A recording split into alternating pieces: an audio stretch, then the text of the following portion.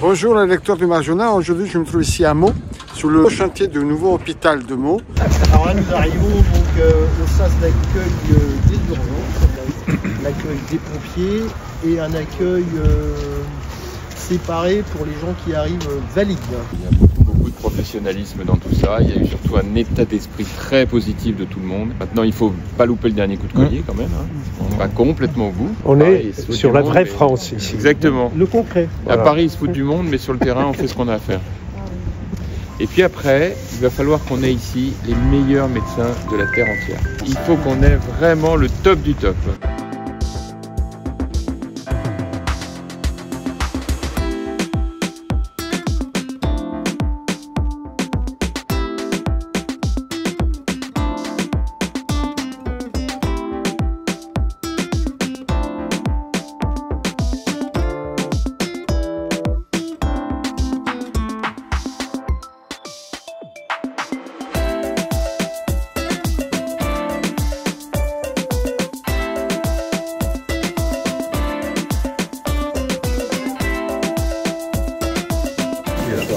Là, on est sur le couloir en fait technique.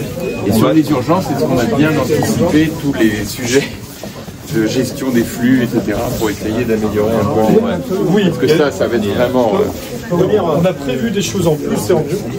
Il y aura une filière pédiatrique, une filière adulte, ce qui n'était pas le cas avant. Ouais.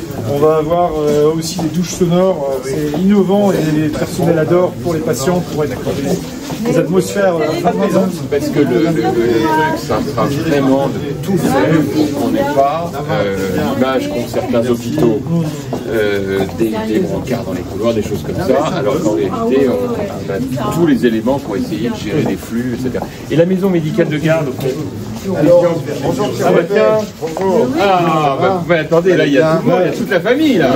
Ah bah voilà, là on est entre gens sérieux là. Bon. La maison médicale. La maison médicale, vous voulez relocalisée. Elle n'est pas là. C.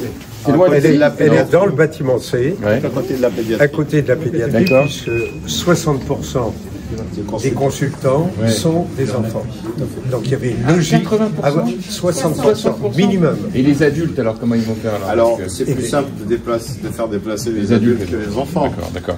Mais il faudra bien flécher que tout le monde le sache, qu'on se retrouve. Parce que le combat, il est vraiment le fléchage qui a marché jusqu'à maintenant, sur lequel tu avais insisté, parfaitement marché. Donc on va reprendre la même formule. Parce que ce que je disais, là, j'ai interviewé un peu M. Goïmine et M. Ben Youssef et tout le monde, c'est que vraiment, compte tenu de la qualité de ce qu'on fait là, qu'on n'ait jamais l'image que je vois dans certains hôpitaux de brancards au milieu du truc ou de choses comme ça. Il faut que tout ça soit complètement fluidifié au niveau des services. C'est quasiment terminé. Hein, mais c'est le but, M. Coupé, on a fait un travail d'anticipation, c'est-à-dire qu'à chaque étape, on a travaillé avec toutes les équipes. Et qui nous ont remonté toutes leurs doléances, les problématiques, etc., pour essayer de faire en sorte qu'on ne reproduise pas ce qui est déjà arrivé. Je crois que les organisations sont en cours d'élaboration, donc on a travaillé avec toutes les équipes. Il y a une chose que je vous avais demandé, c'est qu'on soit obsédé par le patient. En fait, c'est lui. D'abord le patient, voilà. Le médecin, le patient, et puis après, en soutien l'administration. Voilà. Comment ça se passe, Monsieur Goïmine, le calendrier de déménagement entre le moment où le bâtiment est livré et le moment où on installe et on est vraiment opérationnel, il y a combien de jours? 6 à 8 semaines. On va caler avec les professionnels. On a un calendrier théorique qui est... Donc ça veut dire ici on inaugure, je sais pas, il y a une date déjà? Non, il n'y a pas de date encore. On est en train de la fixer. Ouais, mais c'est quoi, genre mars? Oui. On aura fini, normalement, fin avril, on aura fini d'emménager totalement dans ce bâtiment. Et pour l'instant, tout se passe bien, on respecte la date. Donc on est bien. Et on enchaîne après sur le bâtiment B. C'est ça. On rénove. C'est ça. Oui. C'est-à-dire qu'il y aura des moments difficiles, je tiens aussi à le dire, parce qu'il y a des collègues, donc je profite pour leur passer des messages. On va avoir une transition, on va travailler sur 2 bâtiments. Donc, on sera obligé de se déplacer, travailler sur l'ancien bâtiment, le tripode et venir ici. Et donc c'est sûr qu'il y aura quand même quelques couacs et il faudra accepter. Parce que le bâtiment B, le temps de travail de réhabilité, c'est combien de temps? 12 à 18 mois. Ouais, 12 à 18 mois. Et qu'est-ce qui restera sur B Sur le B, on va avoir toutes les activités de consultation et d'ambulatoire, c'est-à-dire tous les patients qui ne dorment pas à l'hôpital. Et on va voir, peut-être vous voyez de l'extérieur, on a des joints, des chemins qui ont été faits entre les bâtiments. Et en plus, je rajoute qu'on va rénover toute la maternité dans les 3 à 4 ans qui arrivent. Le site de Meaux sera totalement neuf à horizon 4 ans. Voilà. Donc là, il y a le personnel soignant, et derrière, ils ont leur petite détente. Et donc, en fait, le service est en U. Donc, vous avez un contrôle total à gauche, à droite. Voilà. Après, vous avez évidemment de la vidéo qui va arriver, etc., etc. Le gros machin blanc que vous voyez au milieu, là, c'est le pneumatique qui permet d'envoyer tous les prélèvements directement au laboratoire. Ce qui évite les coursiers. Monsieur Migel, j'espère qu'il ne sera pas comme il y a 70 ans, ce qui s'est passé dans le bâtiment A, où il y avait les pneumatiques. Mais c'était que pour le courrier.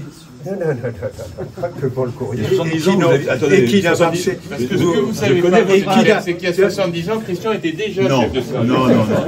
Non. Tu surveillais déjà tout ça. Vous savez bien que je n'ai pas d'âge. Mais ça marchait 24 heures. Puisque les canalisations étaient noyées dans les poteaux du béton, il y a un wagon qui s'est coincé, ça a été terminé, ça a marché 24 heures. Ça fonctionne déjà, on a aussi donc a priori c'est encore mieux. Voilà. Et pour l'orthopédie secondaire, en salle, pression positive. Alors partout, pression positive partout. Tous les blocs sont comme ça.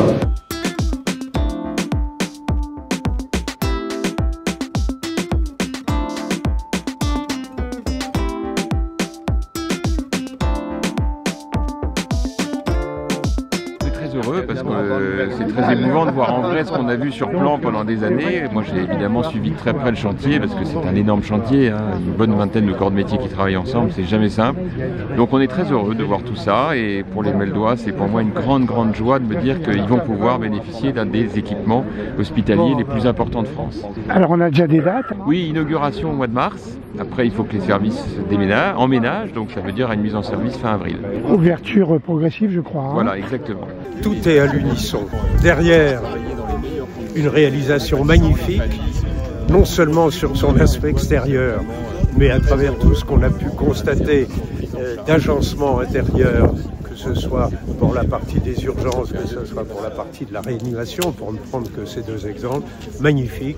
Pas uniquement sur les espaces, c'est-à-dire les aménagements, la conception harmonieuse et logique en termes des fonctionnements futurs, naturellement qu'il s'agit d'optimiser totalement, c'est magnifique. En plus, vous voyez, on découvre cet équipement par un temps merveilleux c'est un peu un signe des dieux, vous voyez, qui bénissent cette opération complètement. Alors pour moi c'est un moment important parce que par un passé pas très lointain, on avait travaillé sur un autre projet qui se trouvait entre le bâtiment A et le bâtiment B, le projet E, qui pour des raisons totalement extérieures à Meaux a été sabré à la fin pour des raisons financières. Mais on retrouve en partie dans les fonctionnements ce qui avait été imaginé à l'époque déjà. Donc pour moi, on est dans la continuité, avec un petit décalage dans le temps, mais c'est pas grave dès lors qu'on palpe cette réalité.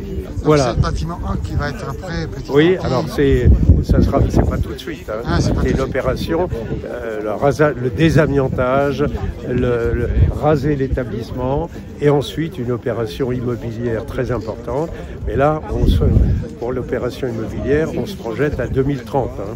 La première fois que je suis venu à l'hôpital de Meaux, il y avait ce bâtiment. Le bâtiment B n'existait pas. Il y avait encore l'ancien hôpital. C'était en 1978, la première fois que je suis venu. Aujourd'hui, c'est un jour important pour nous parce qu'on a visité le nouvel hôpital de Meaux. On emménage à partir du mois de mars, sur 6 à 8 semaines, pour y accueillir l'ensemble des patients du territoire meldois. C'est un moment important parce qu'un nouvel hôpital, on en construit un, au mieux, une fois tous les 50 ans. C'est une fois chaque demi-siècle. Donc la plupart des professionnels qui sont ici, des élus de la population, ne revivront pas ce moment normalement.